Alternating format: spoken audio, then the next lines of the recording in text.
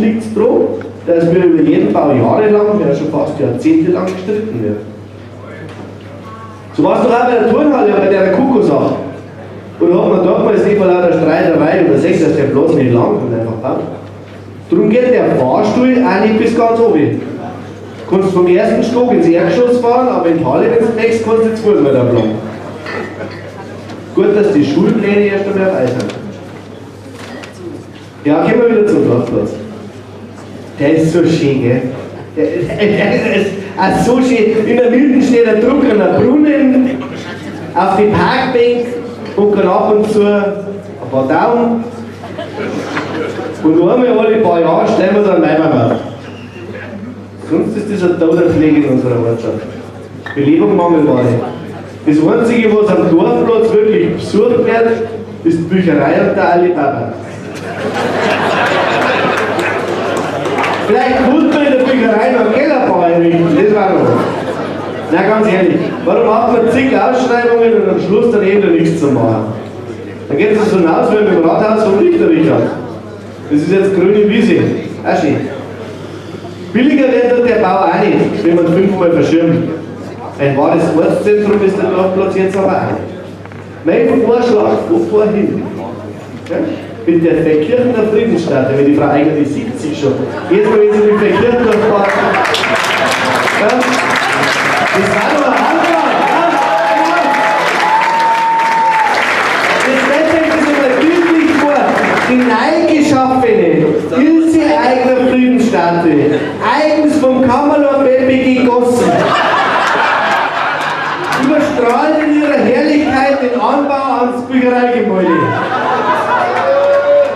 Dann sind alle glücklich. Die Bücherei kann modernisiert werden, die VHS hat Platz, das Büchereicafé bietet eine Anlaufstelle für Jung und Alt. Und wenn du noch eine Durst hast, dann macht man alle Bauern.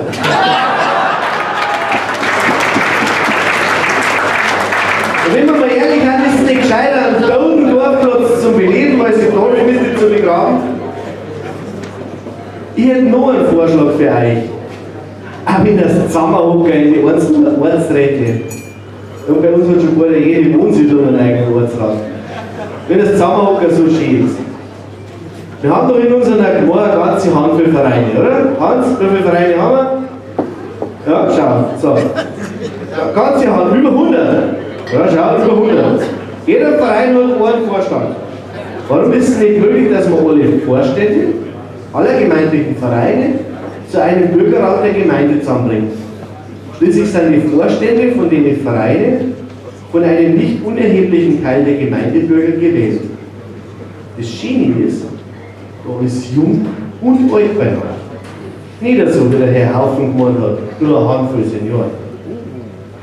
Wenn man nicht weiter weiß, dann macht man einen Arbeitskreis. Aber so ein Arbeitskreis ist ein rechter Scheiß, wie man weiß. Wenn da immer die gleichen Hansel sitzen und das sprieren, dann wird nämlich am Schluss wieder nichts passieren. Prost. Jetzt wird der große Tanzmusik.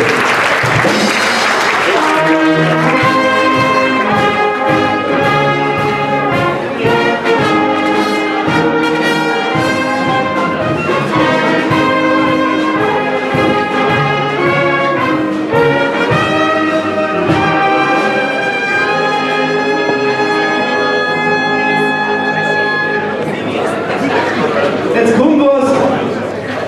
Das will man nicht reden, aber nicht. Vor ein paar Jahren war unter dem Namen Corona gerade ein Banschtes Bier bekannt. Das wo es eigentlich gerade sauber hast, können mit der Zitrone in Flaschen reinpatzen. Das ist jetzt anders. Also das Bier kann selber noch nicht sauber. Aber Corona steht jetzt schon. Irgendwie hat es unserer Gesellschaft schon den Spiegel hingehalten. Am Anfang stand das Klopapier. Alle haben geredet, dass ist ein Maskenbildschutz ausgebrochen und nicht eine Atemwegserkrankung. Tempos hat keiner gekauft, komischerweise. In manchen Nachlass wird stehen die nächsten Jahre, die Garage voller Toilettenpapier vermache ich meinen lieben Enkel. Dann Gesichtsmasken. Für die einen heilsbringende Erlösung, für die anderen Sinnbild einer wahren Diktatur.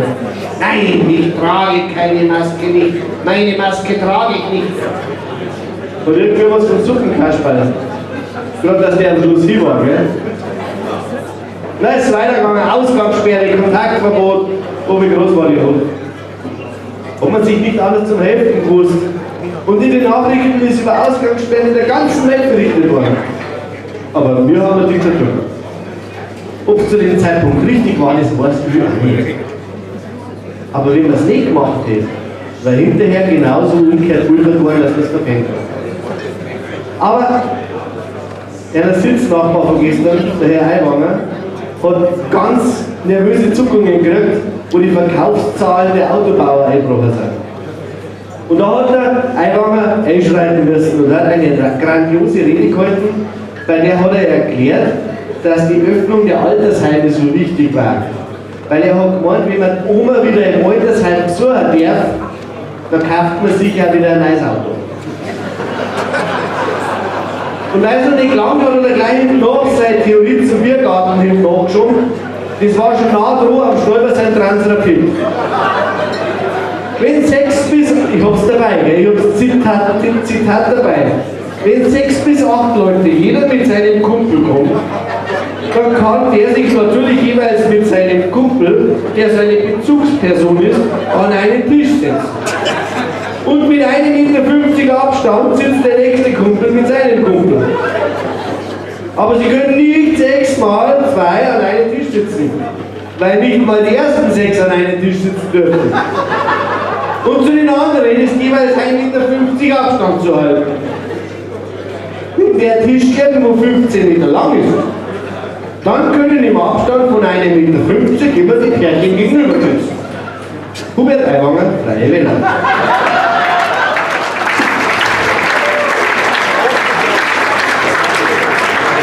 Es ist unfassbar, wie schwer gutes Personal zu finden ist. Und gleich drauf ist sich fast die ganze bayerische Landesregierung über Maskengrößen gestolpert. Oder nicht so gut ausschaut. Wo man wieder beim Personal hat. Aber mal ganz ehrlich, alles in allem haben wir doch mit der blauen Augen hervorgegeben. Freilich schimpft sich's leichter, dass ich so. Und ja, es gibt nichts Schlimmeres, wie warnende Kinder bei uns zu sehen, die wo unbedingt wieder in die Schule gehen. Aber trotzdem sage ich wie, wir haben alle nur auf der Insel der Glückseligen gestrandet. Und auch wenn viel schlecht war, das wäre einfach so. Übrigens, unser Bundesgesundheitsminister, der über alles geschätzte Fliegenmo, der Herr Lauterbach, hat letzte Woche erst zusammengestanden, dass die Pandemie, oder wie man bezeichnen würde, ist immer noch, wir sind jetzt in einer endemischen Lage, aber weil viele infiziert immer noch sind, sprechen wir immer noch von einer Pandemie. Aber sein Masken wurde mittlerweile auf Zeitung gelegt. Ja, das ist die Qual der Wahl mit Politikerpersonal. Entweder man hat Leute, die reden können und keine Ahnung haben, oder man zieht sich stotternde Genies heran. Auf der einen Seite schreien wir der Gesundheitsminister, der Gesundheitsminister muss ein Doktor sein, wenn der aber kommunikativ wie der Pressen ist, kann es auch nicht richtig sein. Was immer einer, der reden kann und keine Ahnung hat, schimpft man auch wieder gerade. Darum wird es gut sein beim Mönch ganz gewiss, dass er ein ratternder, unterbegeisterter Trinker ist. Daher nehmen wir den Krug zur Hand und stoßen an auf unser Land.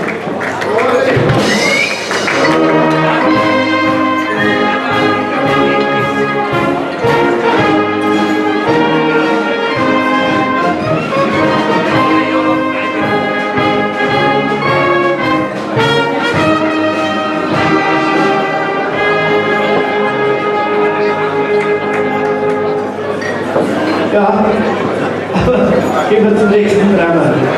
Das in Deutschland immer schon ein Drama ist, wenn du auf die Bahn gewesen bist.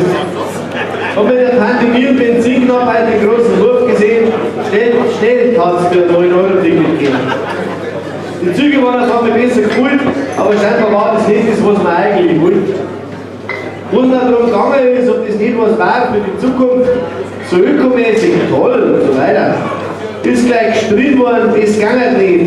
Das ist zu billig, das rentiert sich nicht. Ich verstehe da was nicht recht. Wenn keiner mit dem Zug nicht fährt, hat man sich zwar volle Plätze gespart, aber einer, der nicht in den Zug steigt, der schmeißt ja auch keine Münzen in den Ticketautomaten. Also der Zug, wenn leer fährt von A nach B, wird doch auch nicht mehr Umsatz geben. Also mal ist doch lieber so, dass sich jeder das Zugfahren leisten kann. Da rentiert sich vielleicht noch nicht total, aber besser oder nichts ist doch alle nicht. Aber die besten waren die AfD-Kollegen. Ja, die haben schon klatschen, das ist richtig, ja? Wenn du von der Früher auf Hinterhand fährst, 5 Euro. Aber die besten waren die AfD-Kollegen. Die waren gegen den Nachfolger drum dagegen, weil sonst die Züge sind zu voll. Die finden halt leere Züge einfach toll. Wir reden immer davon, dass man CO2 einsparen so und so. Wenn es aber um den ÖPNV geht, dann wird in der Politik oft gar nichts gehen. Ja, eine Deutsche Bahn, die hat das noch nicht so ganz verstanden. Dass ja dann die Megapläne nicht überall auf Gegenliebe landen. Ich weiß nicht, ob es für den Nordzulauf muss sein, dass man reißt ganz neue Trassen in die Landschaft bleibt. Die haben das mir schon wünschen, dass wir ein bisschen minimalinvasiv dort bauen. Sonst tut unser schönes Land bald wieder ein riesen Baustelle ausschauen.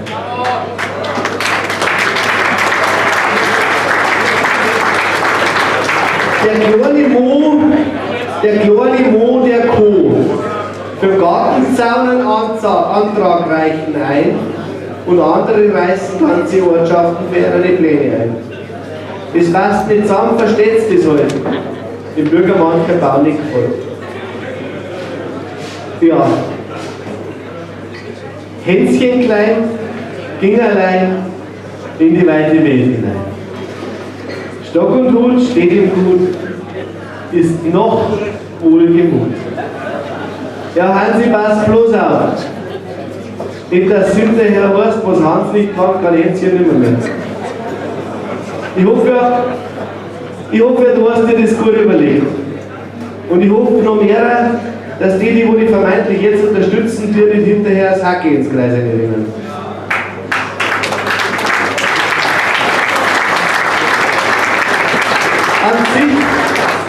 An sich ist schon eine Schande für so einen Moorinfekt wie Verkehr, dass es nur einen Kandidaten fürs Bürgermeister gibt.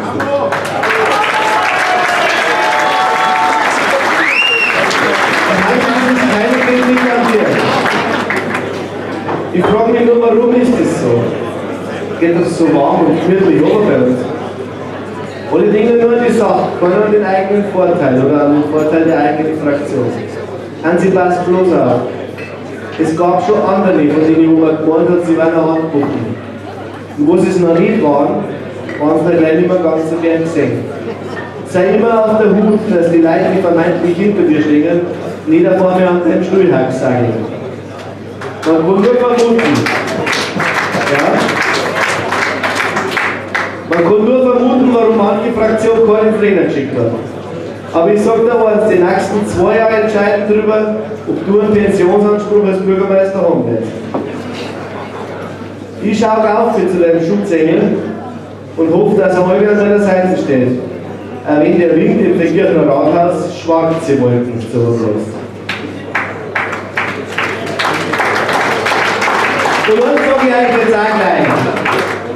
Geht so die nächste Woche hier und macht euch ein Kreuzer. Ganz, ganz wichtig. Ganz, ganz wichtig.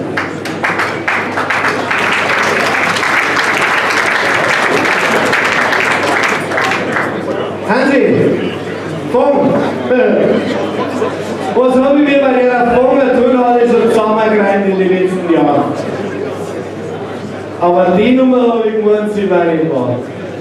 Der Fonger Fasching ist immer wieder auf den Kirch verlagert worden, weil aus Statikgründen ist sie unnutzbar. Ja gut, dass bei uns in der Gemeinde alles ein bisschen länger dauert.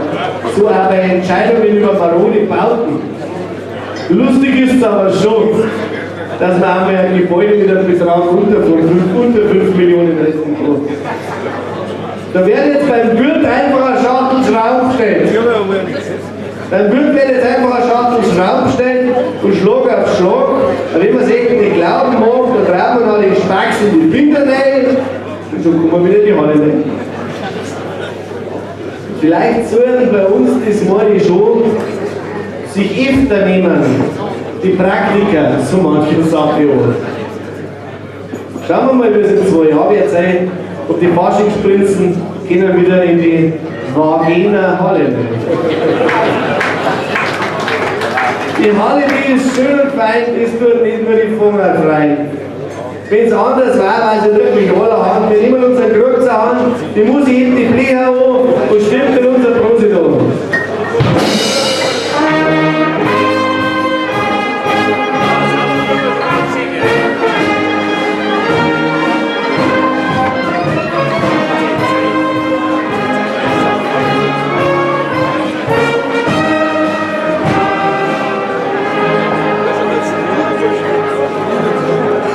Jetzt habt ihr es noch mal geschafft.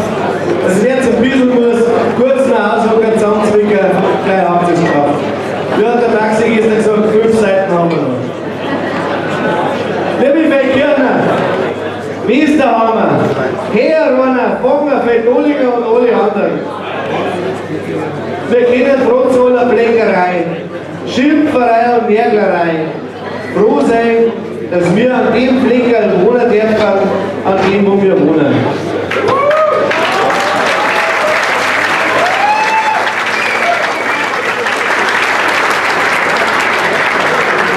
Wir sollen viel mehr dankbar sein dafür, dass wir in Freiheit leben können. Und jeder, der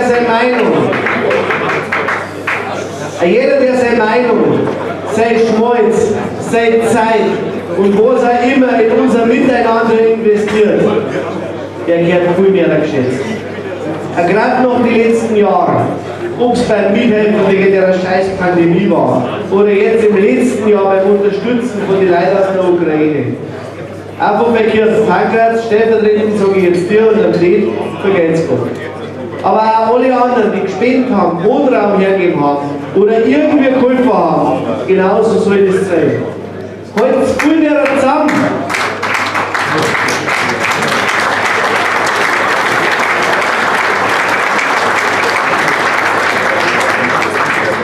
Heute spielen wir zusammen. Streit's weniger miteinander. Wir leben trotz allem in einem freien und schönen Land. Und dafür sollen wir dankbar sein. Und wer dies nicht ist, der weiß, wo der Ausgang ist.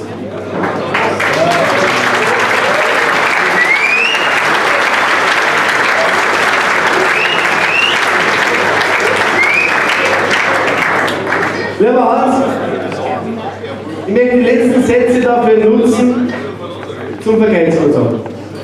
Ab nächste Woche musst du wieder mehr Radl fahren. Lass dich sehen in deiner Gemeinde, weil wer mittendrin ist, ist nicht allein. Lieber Hans, für die letzten 6 Jahre möchte ich narrisch Danke sagen. Hans, du warst gewiss nicht fehlerfrei. Aber du hast dich gefuchst in deiner Hand mit Eifer rein. Und du warst für mich, das kann ich jetzt sagen, ganz ohne Lügen, immer einer, der sich nicht lässt verbirgen. Aber einer, der vertragt, wie man ja die Meinung sagt. Dein Lebensziel, die Gemeinde als Bürgermeister vorzustehen, das hast du geschafft. Und ich glaube, für dich war das größtenteils ein wirklich schön. Ich wünsche dir für deinen 2. Ruhestand immer genug Luft im Reifen und nie eine Panne am Straßenrand. Ja, liebe Leute, jetzt darf ich sagen, auf den scheidenden Bürgermeister trinken wir jetzt die Musikspur der Prosedo. Danke Hans, bis der gute Mann.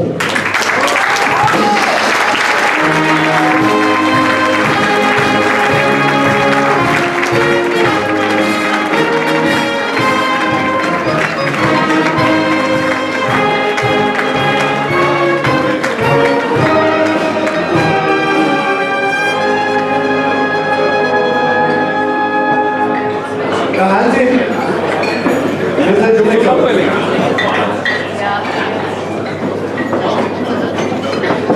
Ja, Hansi, und dir, ich hab's heute schon mal gesagt. Ich schätze, das werden sie nicht vermeiden lassen nächste Woche. Darum gehe ich jetzt einmal davon aus, dass das so bleibt, wie so bleibt. Der Hansi, ich wünsche dir für dein Neues immer eine glückliche und ruhige Hand. Wenn du mal nicht mehr weiter weißt oder grübelst, wie es alles richtig ist, denk dran, dass das Amt nicht einfach ein Job, sondern eine Berufung ist. Und wenn du jemanden brauchst, der dir zur Seite steht, dann scheitert es beim Hans und bei vielen anderen.